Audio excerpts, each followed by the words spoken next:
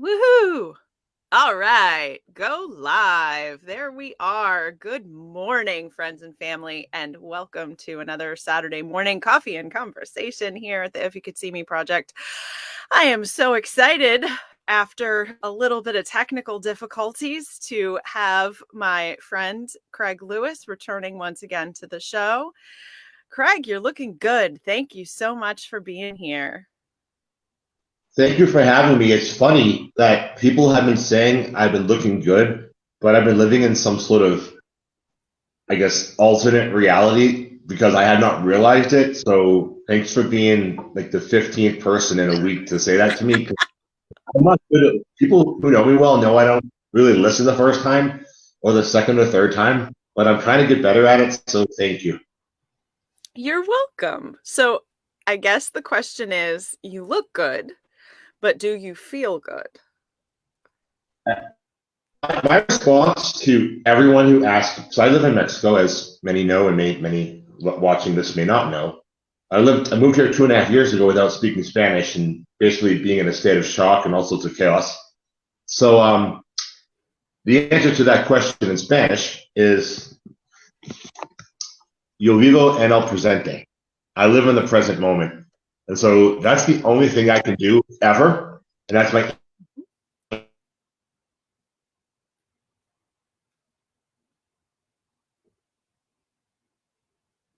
Oh,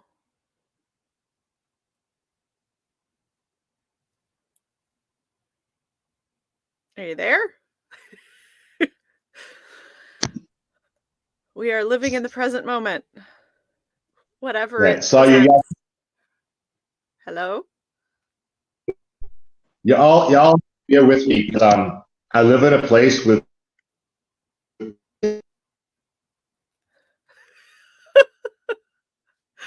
Oh no. All right, y'all. uh Craig lives in a fairly remote place, and I think I his internet know, is not working. Are you bear with me okay? because just just bear with me. This is this is gonna happen. You have to bear with me. I'm Erin. Wait. All right. Listen, I live in a place where the internet doesn't always work well. And so it Right. comes in and out, and it's the weekend, and there's and it always so thank you. All right. Yeah. So if this keeps coming in and out, just you people out there in the beautiful world, or you beautiful people out there in the screwed up world, or however you view it, just remember I'm gonna come right back. I'm just gonna press a button and it's all gonna work out. Yeah. It's all going to work out. Erin, I live in the present moment because that's the only thing I can do. That's right. That's right. Well, that's the only thing that any of us can do. So I guess the Is it question working? is No, not working. Is no, it working? it's not working. It's working. I can hear you. Hello. Nothing. Hello. No? Are we there? Are we here?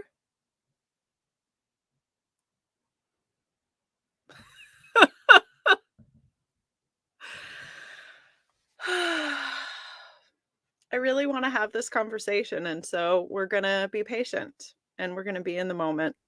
We're going to follow Craig's advice and stay present and know that we're going to get this Yeah, done. bear with me. Hell, are you Oh yeah, here? just relax. Yeah, I'm just doing something else. I'm moving myself away uh, from where I can get the signal better. Excuse me. Okay. Yeah, there we go. Good deal.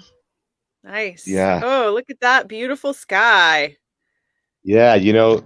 Like I said, that's where I am. By the way, Oh, I'm just gonna. look, the I sun can't. is right there. Yeah, I can't be responsible for the faulty service. I'm not in charge of the internet or the electrical grid. The only thing I'm in charge of is myself, That's and right. I barely do a good job of that. So thank you for bearing with me. Of course.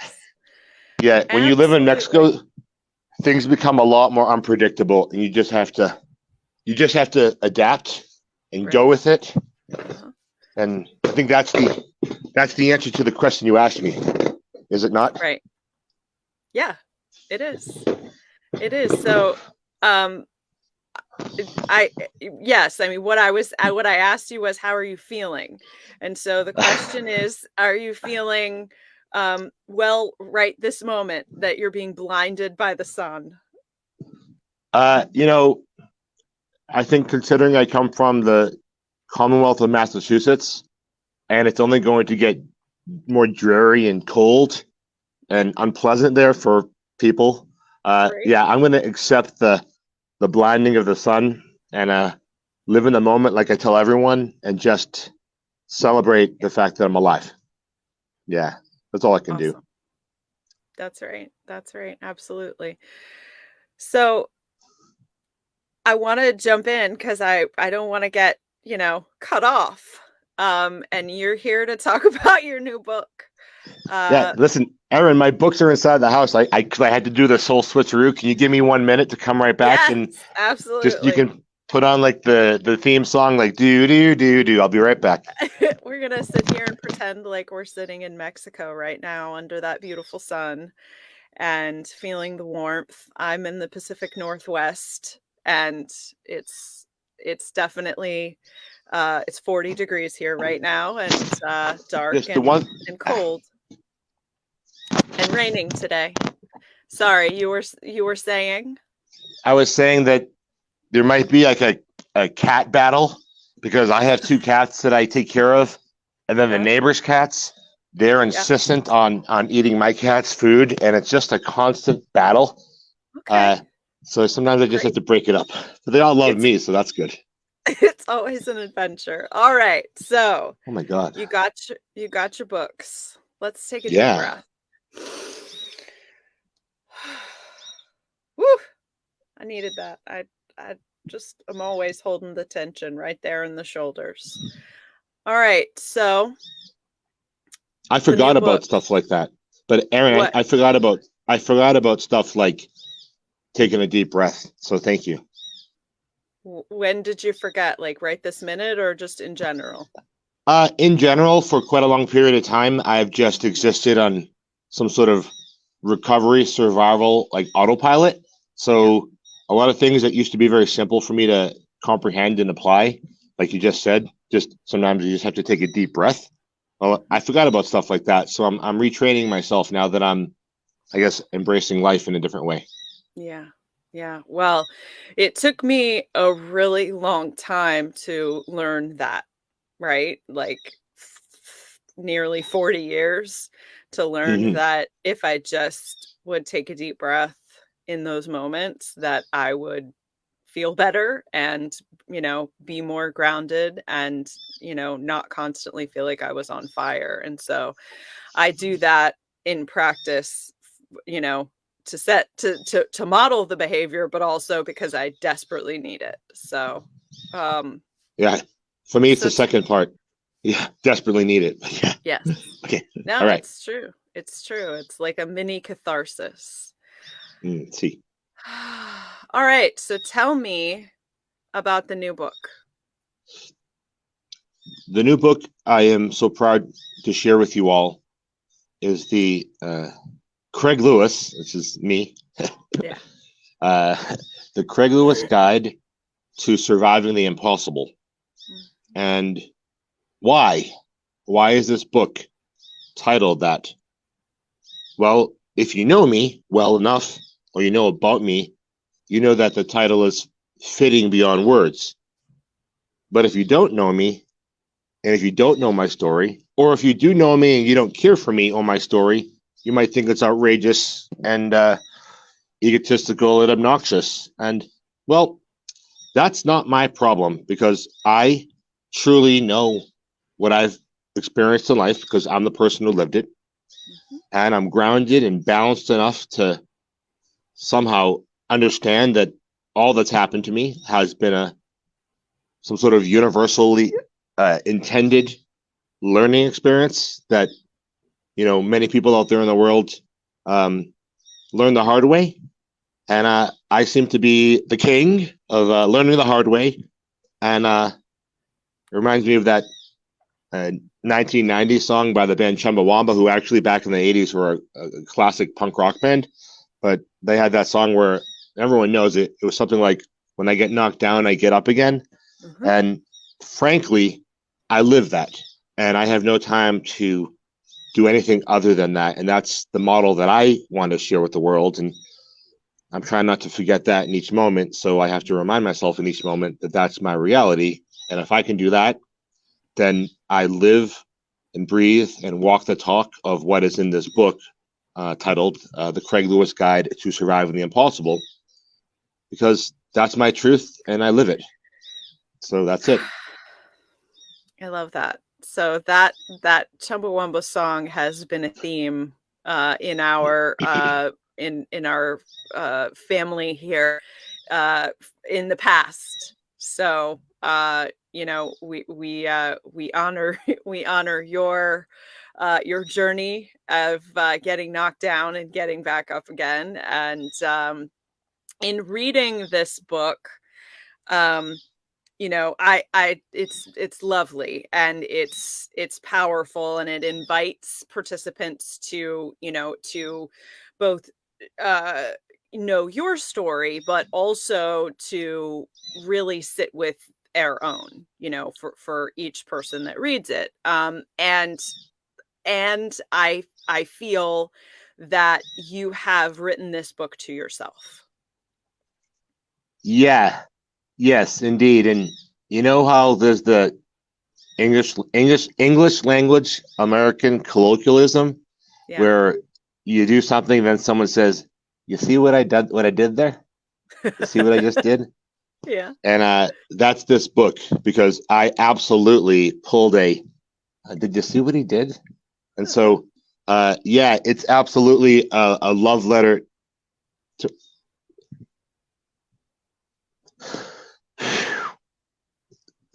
to myself. Mhm. But it's my story, Mhm. because, as you know, my story's been suppressed. Mhm. My existence has been suppressed, and I'm a person who survived all he did to help other people do the same thing, and I've not been able to do that for lots of unjust reasons.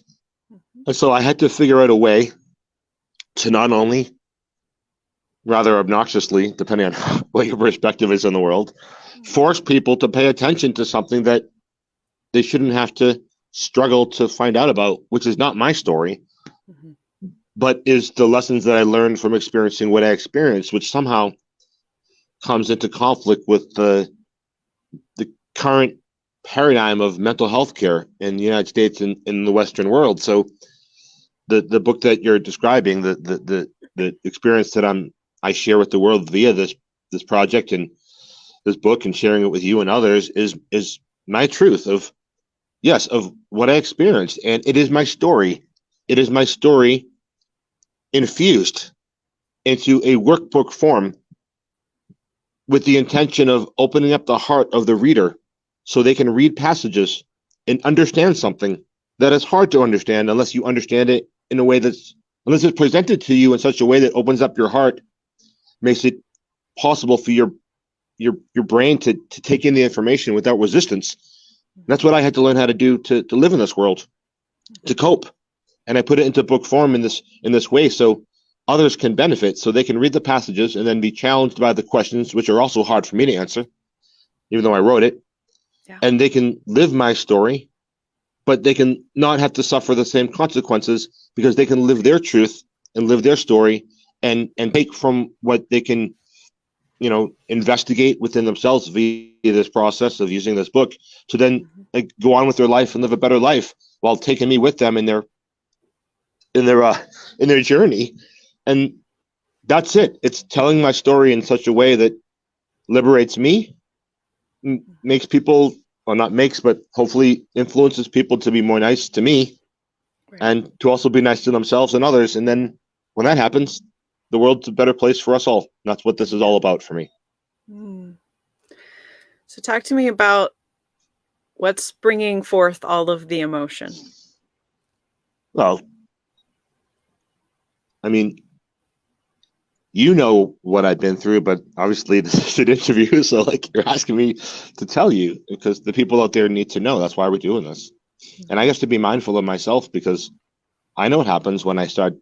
I mean, you know what happens when I start going on about this stuff because we've done interviews before, and I know what happens. It happens all the time. Well, not anymore because I'm trying to manage it, so I'm doing better. So I have to be careful how I answer because I have to respect my own inner peace. Right. So what brings this all about? I'm 47 years old. Actually, it's funny though because in Mexico where I live, I'm 48. The way the calendar works, I don't understand, but Really? That's oh yeah, interesting. I was not aware yeah, of that. yeah. I'm 48 here, but in the United States, I'm 47. It's constantly funny. Uh, you know, I survived some things that no human being should. Right. I mean, we can call it torture because that's a mild word to describe what happened to me. Right. Um, it's easy to Google me and find this out. There's hundreds of articles about me, but Yeah, I don't about this, and that's the thing, Craig. I don't want you to like go down the rabbit yeah. hole of like revisiting. That was not what I was asking, Oh, like I got you. I got you. I we're got you. Thank there. you. No, I'm I with you I here. want So, you to protect your peace at all so, costs. so I'm doing that right now. So, you can see that I'm smiling and that I'm calm, and that means I can do this properly. I've been practicing a lot. Yeah. So, just to give like a less than a 5 minute uh, nutshell, nutcase, if you will, description. Yeah, when I was a kid, my very unhealthy, I guess we can call them sick parents. I don't use the word mentally ILL because I don't believe in that because we're all just products of what happened to us, or more or less. That means you're just a person who had something happen to you. However, everyone's free to think and feel whatever they want. But my parents were not very well, and in their sickness, they took steps to hurt me, and that was done via uh, purchasing a fake, fraudulent. I don't know if I can swear in your show. I'll say BS diagnosis of schizophrenia when I was 14 years old. And I then spent the next 28 years taking approximately 80,000. It's like an estimate. It's a good estimate. It's a fair estimate.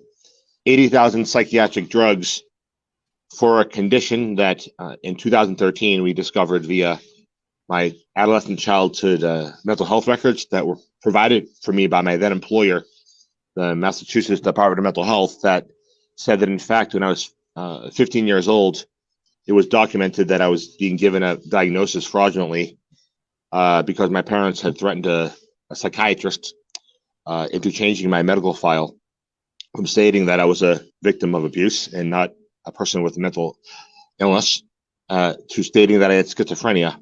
And the complicated part about all that is who that psychiatrist is. And who that psychiatrist is a man who was a defendant in the más o menos like 1979, 1980, 1981 United States Supreme Court lawsuit, Rogers versus Okin, which was uh, the result of a series of patients in psychiatric hospitals in Massachusetts and Boston being abused by psychiatrists. It went all the way to the United States Supreme Court. So my father's a very, I don't know. I actually don't know if my parents are alive. So hi, mom, dad, if you're seeing this, it'd be nice to know that. I just want you to know you have a really good son, even though you hate me. So what? I'm gonna laugh about it, but yeah, my parents got this doctor, this vulnerable doctor, and I was given a psychiatric diagnosis that was false, and he knew it. And 28 years later, we proved it. And so by 2015, I got off all the psych drugs. My life began. My whole life was a life of a person who wasn't who he was, and that means that you can't possibly know who I was if you just knew the drug Craig. You can't possibly know who I was if you just know the Craig recovering from the damage, from all this, the social damage, the cognitive damage, the everything. You can't possibly know. And so, like, who am I? Like, I'm this guy. Like, I like myself. And how did I become me? Right. Well, that happened to me. 28 years. Can you imagine? It's sort of like, I can give an analogy. Say for example, you fell off your bicycle when you were 14 years old and you broke your arm, so they put your arm in a cast. But also, they put your right leg in a cast, even though your right leg wasn't broken. And so you just had to wear a cast on your leg for the rest of your known life that you knew you were going to live, right? Just never came off. You always had this cast on your leg because you just did, because that's what they said. Craig, you have a broken leg. Erin, you have a broken leg. You have to wear this. Okay. And then you find out, your arm heals, so you only have a cast on your leg, right? You find out nearly 30 years later that you've been immobilized for nothing, but not for nothing, but for the protection of people who hurt you. So that's where I come from. I come from that, and I'm really grateful to be alive. That happened to me. That's real. And if you don't believe that those things can happen, then you don't live in reality. Excuse me. So just quickly, secondly, to give you the other piece that ties it all together as to like how this all came about, because it's important, is the second part. And I'm going to keep it brief. I'm doing pretty good here. You're doing great. I've been practicing.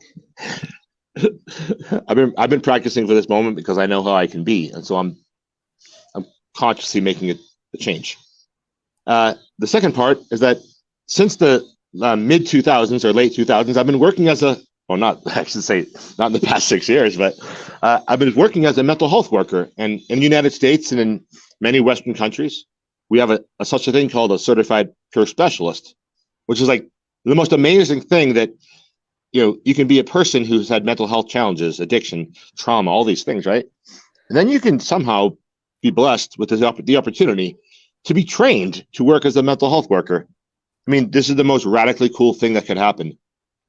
I was left to rot, right?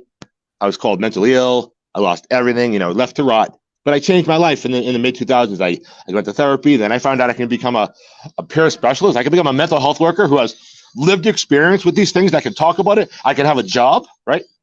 And so, yeah, over the course of time, I was beautifully in love with this community and in love with the recovery model and peer support. And I was an honest contributor to this community.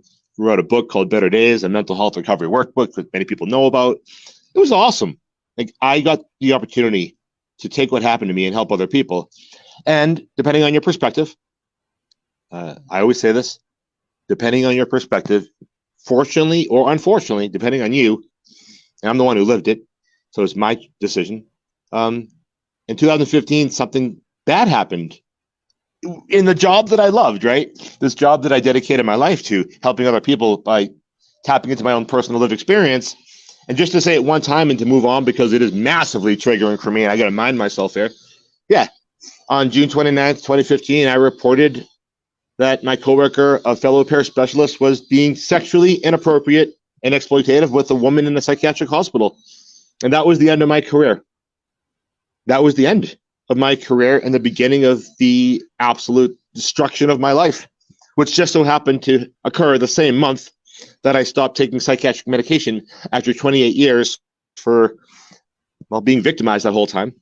And thus, you could appreciate how, for example, there's a term, an astronomical term, called violent relaxation, which is what happens when two galaxies collide, and there's a massive chaos. Like it's a violent thing. It's called violent relaxation because it's this violent explosion that then results in peace. And I am currently the result, or the result in the making of this. You should Google this astronomical concept of violent relaxation. I am the result of these massive powers meeting each other, being in massive universal psychological, spiritual, universal conflict, and then somehow finding some sort of balance. That is me. That is my story in the most concise and hopefully non-triggering for me and perhaps others, 5-minute snippet or 6 that I can give. It's pretty impressive that you were able to, distill a lifetime into that short retelling. I can tell you've been practicing. Oh my God. What? Um, I've been practicing. It's like, it's funny, but it's actually, you know how they say, you know, in the mental health world, we always say, she's so resilient. Oh, you're so resilient, Craig. I'm like, oh, shut the F up with this resiliency stuff. Because, because it's like, let's just rubber stamp this box. Like Right. special delivery, right? Like 2-day mail. It's like, nah, like that's such crap. The truth is that I am the walking epitome of resiliency, Mhm. and I deserve, just like all people who experience the most challenging things in life, and they change their world to something better. They change themselves from within. We all deserve to be, honored for that, because it's truly amazing when a person. I'm not speaking of myself here. I'm speaking of any person, you as well, who takes what happened to them and does the work and chooses to transform their lives for the better. And so that's what this is about. And I thank you for acknowledging me for my 5 minute or 6 minute presentation of what's happened. I worked on it Yeah, for real, trying. I can tell. I absolutely can tell. And not Thank you. like in an insincere or like, oh, you've practiced, but like in I can see how you are, you know, working to, sort of be regulated and not dive into the dark place every time you retell that story, because you have decided to protect your own peace, and that is a difficult practice, and it is Yeah. exactly what it is. It's a practice. Well, let's just say I'm doing well right now with you, but it's Right. a constant challenge for me that, I mean, I'm going to acknowledge that that's what I'm doing right now because you make me feel comfortable and you know me enough, well Mhm. enough. But Yeah. let's also be like, I need to also be honest and say that nearly every day I have a freak out. I'm just trying to get better at have a freak out about this. This is my Right. reality. So Yeah. I'm getting better at it. So I already had my freak out. It's only like 8:33 a.m. So at about 6:45 I had it. So we're good, right? Let's rock and roll and keep going. Awesome. Awesome. So the thing that comes up for me when you tell your story, because I'm always, I mean, there's a million things that come up for me, but one of the things that really, I don't know, implanted itself in my head is that we live in a culture that pathologizes boys, um, and young men.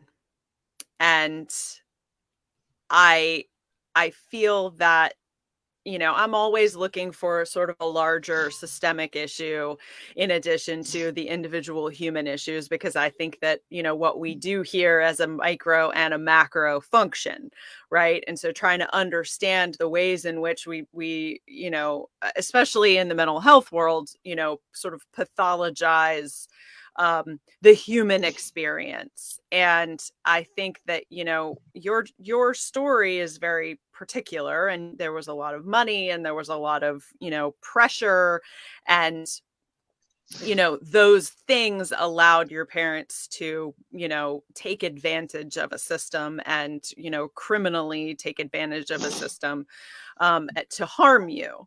Um, and I think that in some ways it is very easy to, you know, to look at young men in our culture and say, oh, that behavior is sick, or that behavior is, and get people to believe things because we want to have a certain, or adopt a certain view.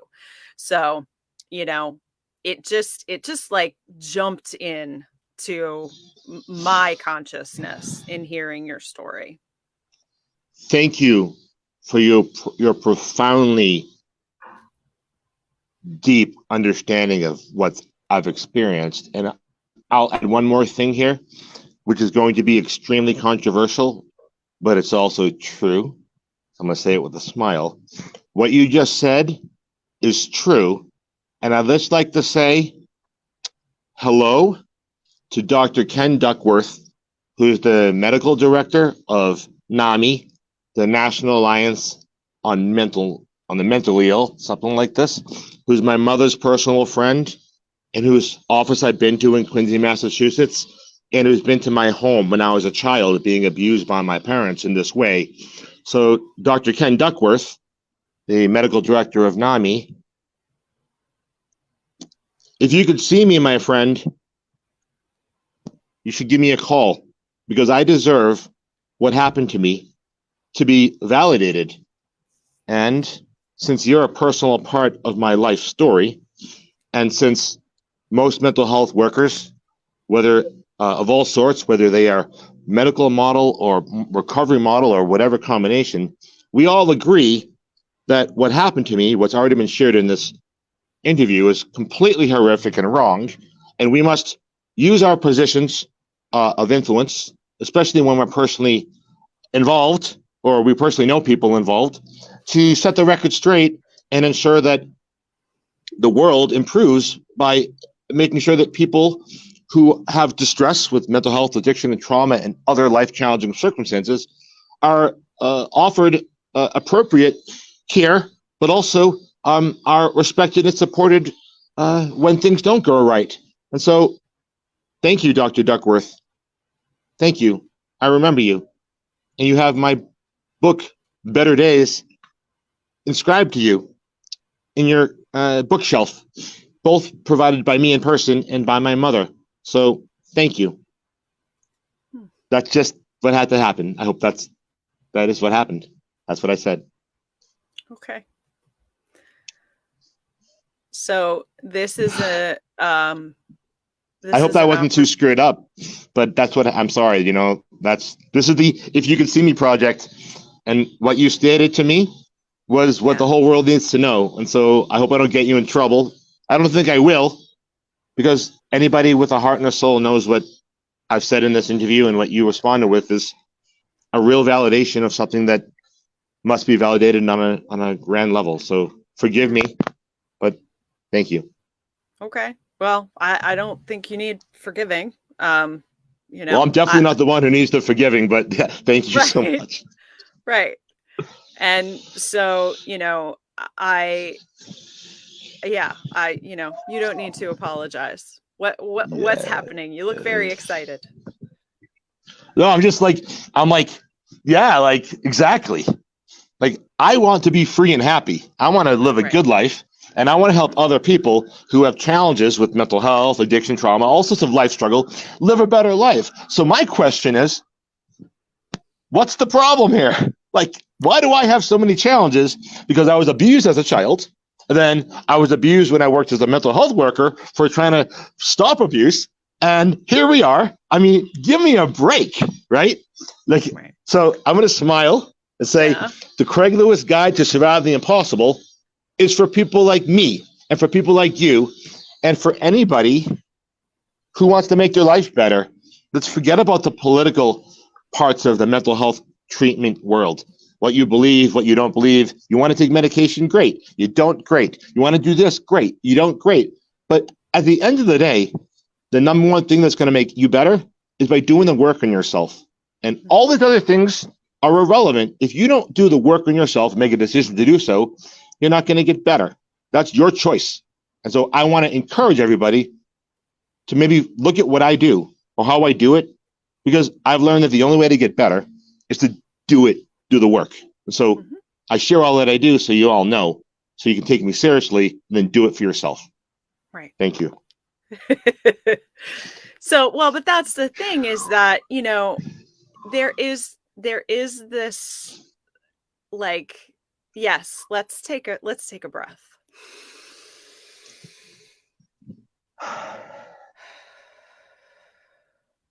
Beautiful. Thank you. I invite all of our audience to also take a breath. There is this. What? Go ahead. I just wanted to ask. I know it's kind of unconventional, but if you'd like it, I can stand up for one moment and show you exactly what I'm looking at, because I didn't just take a deep breath in some cold, artificially lit room in Massachusetts where my heating bill is going to be through the roof. Right. I took a deep breath looking at this.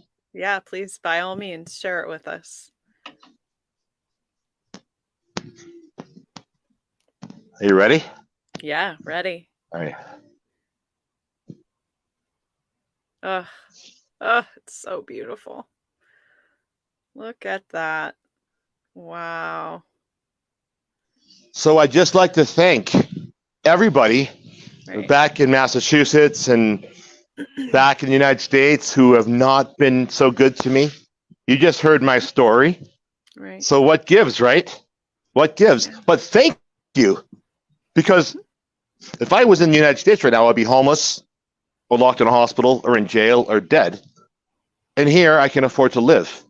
And look how I live. Mm-hmm. And it's magnificent. So it's magnificent. So I'm trying to make a change, right? So I have to say thank you. Although all these things happened to me, my parents did what they did, right? These colleagues did what they did. Psychiatrists and other people who have not been kind did what they did. So if that's what you guys did, and this is where I live, Mm-hmm. I need to reframe my mindset, and I'm working on it, which also includes like purging stuff like I did a minute ago, because that's what has to happen to heal. Because we all know when you tell your story in a safe place, you can heal. So that's part of what you're all about too, Erin. So I love you for that, and I appreciate you for that. So I want to thank everybody because I'm here because of those people, because of my family, because of my former colleagues from Massachusetts, and because of the mental health society that we live in that says that there's something wrong with me for being me. Guess what? Welcome to paradise. Right, exactly. Well, and that's the thing. That's the thing. And we're gonna put another link up to the book, The Craig Lewis Guide to Surviving the Impossible. And I think it's important, Craig, to go back to what you said a minute ago. As you sit in that beautiful place and you take your personal responsibility for being healed on a daily basis, or being in the process of healing on a daily basis, because recovery is a as our one of our If You Could See Me project participants said in her talk a couple of years ago, recovery is an action word. Recovery is a verb, and requires like ongoing participation in the process. And so it's important that we all take responsibility, that we step into that space of taking charge of our recovery. And there is a certain amount of, I see you, cat, you look like the cat that got the canary. So just let me finish my diatribe, and then I will speed it up, Erin. But No, take your time. I do think that there is also, we have to take responsibility, but we also have to call out the places that need to be called out to improve and get better. And, it also requires a certain amount of validation. There's healing and validation, right? And it doesn't mean that your healing should be entirely dependent on someone else's validation of your experience, but to be ignored and to be undermined. So much of what we talk about on this podcast is about how people's experiences are undermined by those in positions of authority.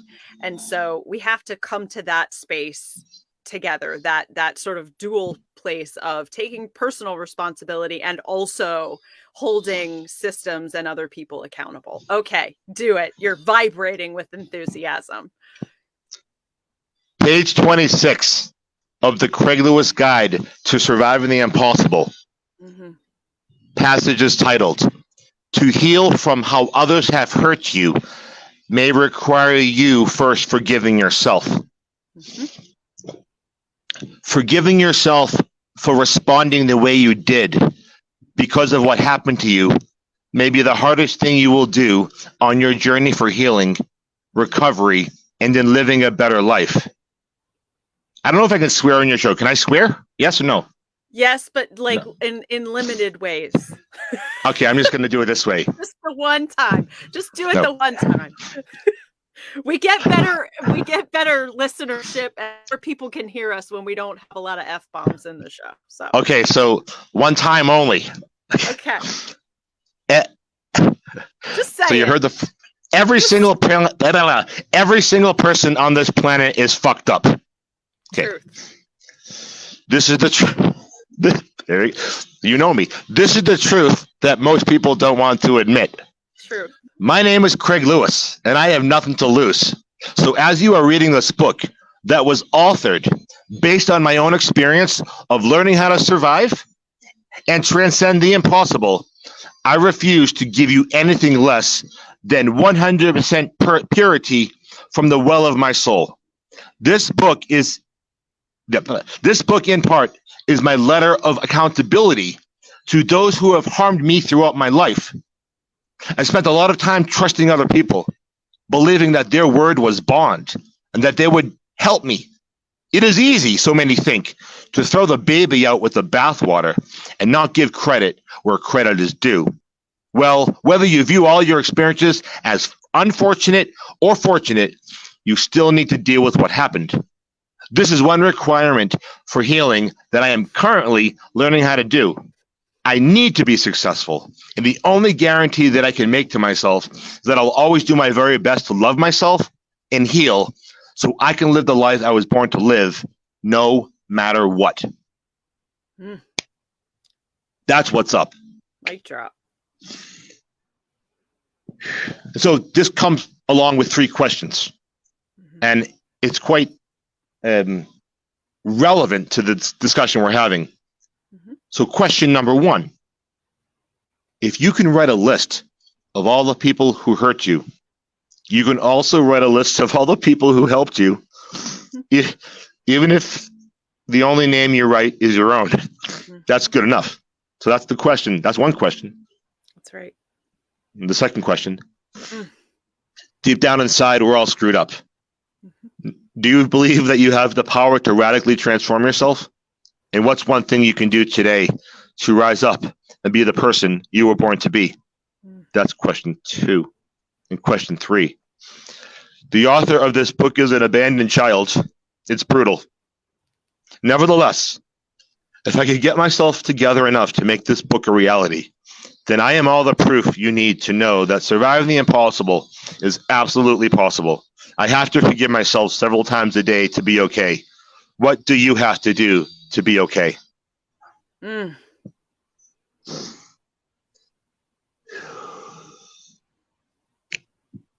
gonna sit with that for a second, right? Yeah. I want to create a space for that.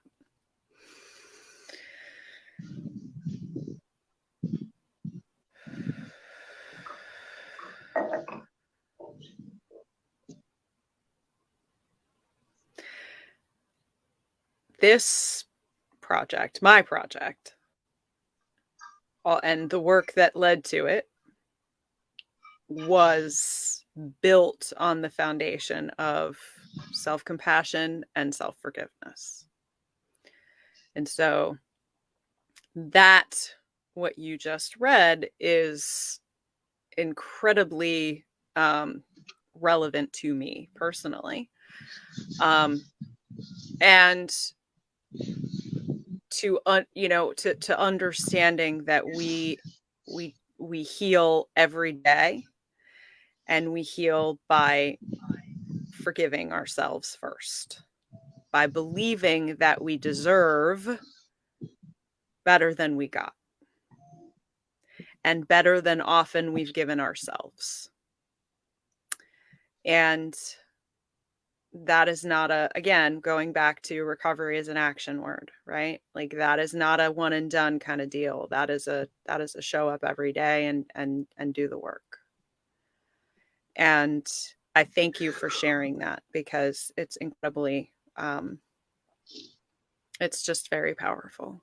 How are you right this minute? Good. Good. Thank you. I'd like to share a poem from the book, if I may. Then I can let you take the lead for wherever else you want to talk about. Yeah, well, we're nearing the end of our time together, so let's make it count.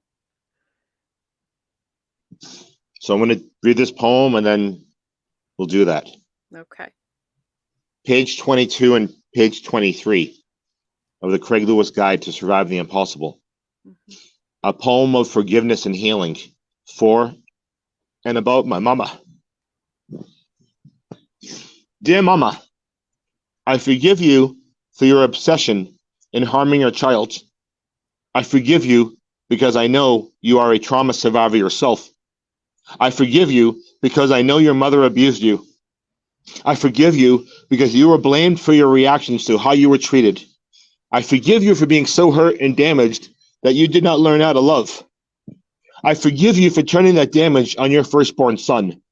I forgive you for being scared that your son was brilliant, creative, smart, and loving, and that he innocently exposed what was happening behind closed doors. I forgive you for threatening a psychiatrist with a lawsuit if he didn't give me a diagnosis of schizophrenia and drug me. I forgive you because you did this to protect yourself. I forgive you for contributing to me being sexually abused. I forgive you because I remember every humiliating detail. I forgive you because I know that deep down inside, you were tortured by things that happened to you before you gave birth to me. I forgive you for going out of your way to convince anyone and everyone that I was a problem. I forgive you for being incredibly successful at this because it caused so much more damage than any child should ever be subjected to. I forgive you for threatening our family members into abandoning me to protect your fragile reality. I forgive you for your personal involvement in interfering with my relationships with women. I forgive. I forgive you for abandoning me in 2017 when I trusted you for the last time.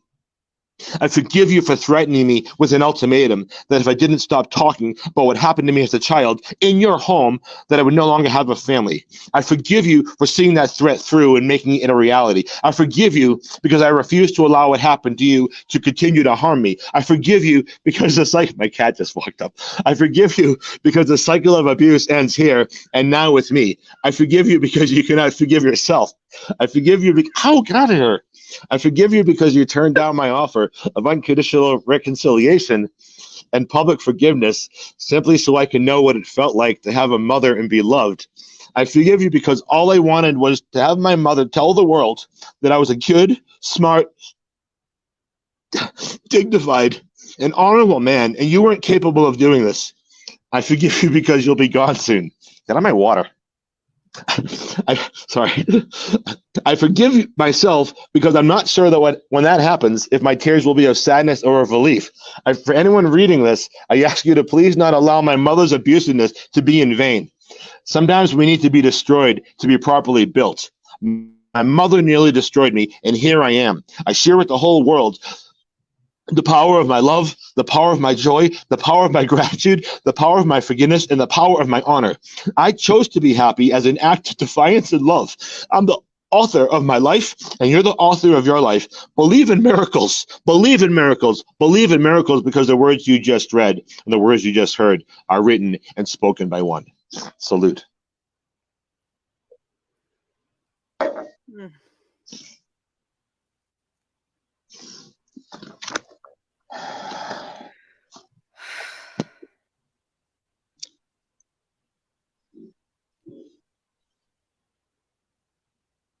So now you know me better.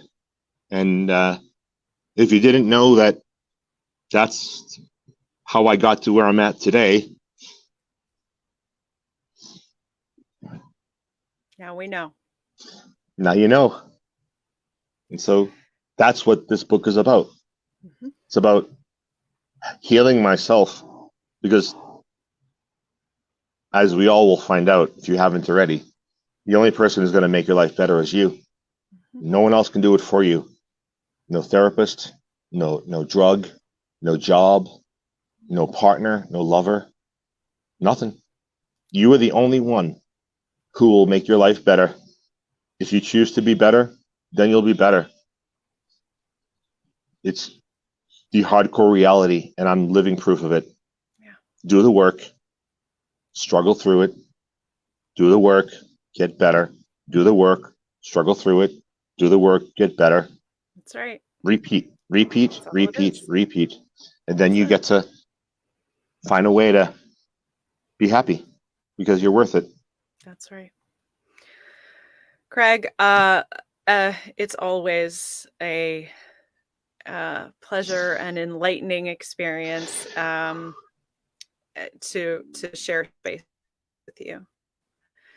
So your honesty and your talent and your raw truth is incredibly powerful, and I'm excited to see where this book goes for you.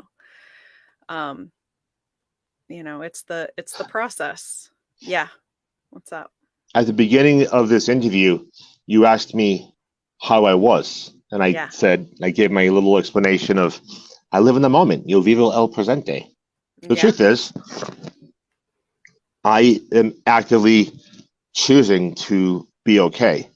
Right. And if you read between the lines of the words I just spoke in this sentence here, I am actively choosing to be okay. That indicates, like you spoke of earlier about a former presenter in one of your shows, where they said that recovery is an action. So what I just said is the sentence that illustrates what that speaker had spoken about, which is recovery as an action. So at the beginning of the interview, you asked me how I was, and I said, Yo vivo el presente, because that's what I tell everybody in English and in Spanish, because that's the only thing I can do. So yeah, I'm going through a living, you know what?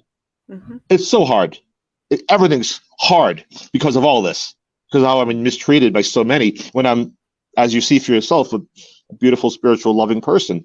But nevertheless, the result of all that's happened to me has made me into the even brighter star of being the beautiful, loving, spiritual person. So when I say yo vivo el presente, I'm living in the moment, and that it's the action.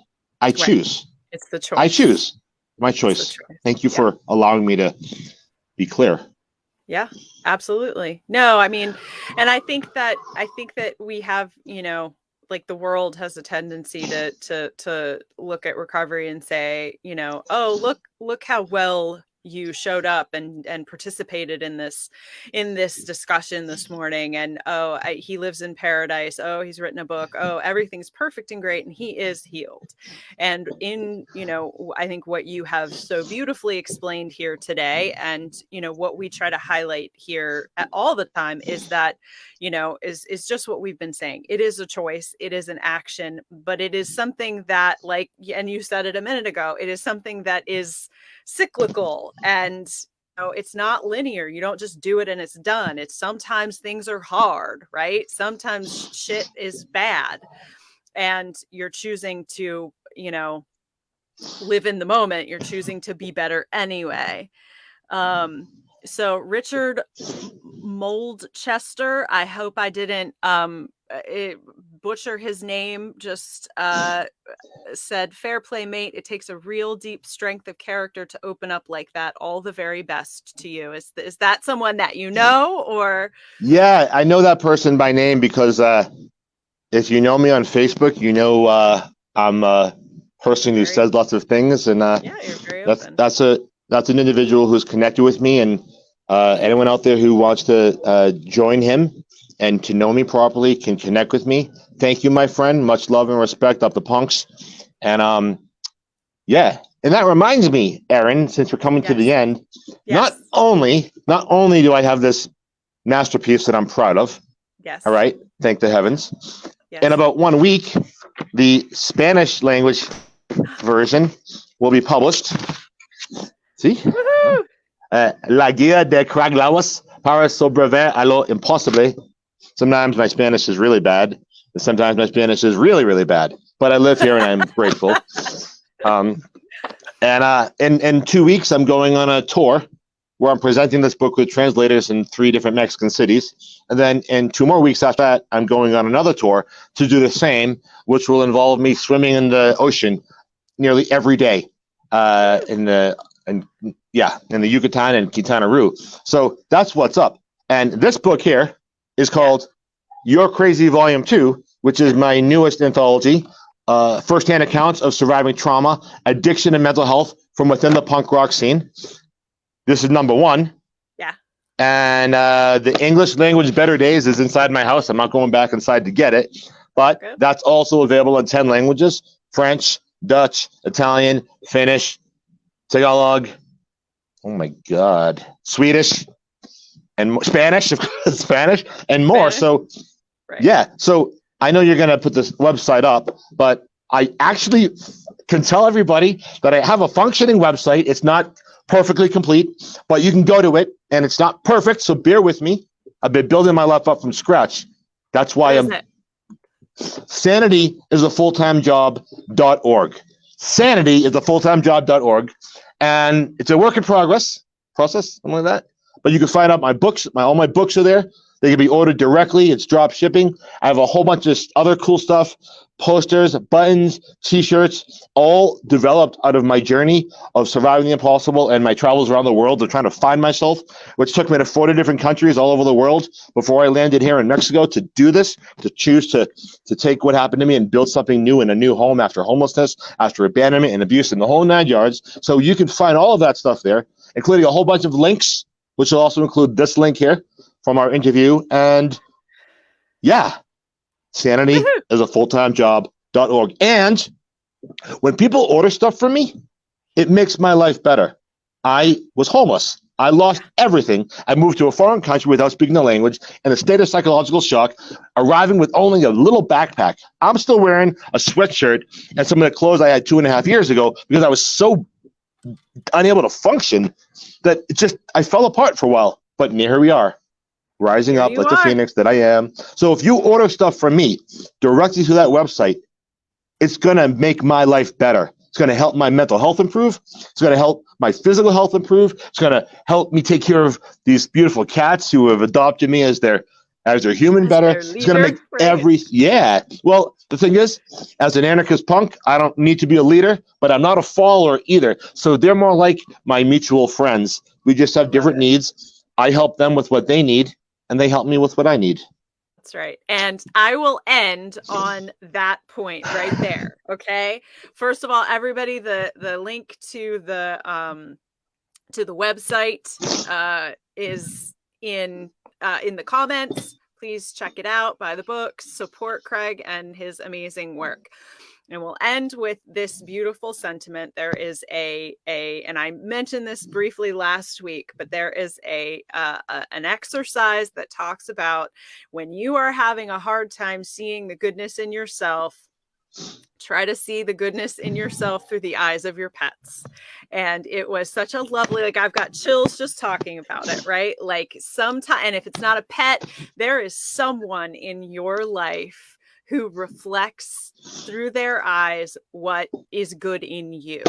And you deserve to see yourself in that way. You deserve to be loved and honored and cherished in the way that your pets or your children or your, closest people in your life see you. And, so Craig, I love that you did that you talked about the joy and the peace and the love that you get from both caring for those cats, but also the love that they give to you. And, it was just such a lovely, hopeful, beautiful, simple, yet very complex concept. And so I just loved it so much. Thank you so much. I've been trying to get this little maniac that I take care of to get into the camera, but he's such a pain in the butt. But if you just give me 1 second, I'm going to get him in the camera. Hey, you. Shh, don't run for me. There he goes. There he goes. There he goes. He's done. He doesn't want to be on camera. No, you know what? Yeah. He's camera shy, but he loves me because I saved his life and he knows it. And right. He's little freaky little cat, but he's been with me for 2 years, and he doesn't like to be touched, but he knows that I'm his human, and I love him. Right, exactly. Awesome. Craig, thank you so much. Be well. Take care of yourself. Stay in the moment. And I have no doubt our paths will cross again. Thank you, Erin. Much love. Te quiero mucho. Namaste. Everybody, join us again next week. We love you, Craig. I love you, friends and family. Have an amazing week, and we'll see you again soon. Up the punks.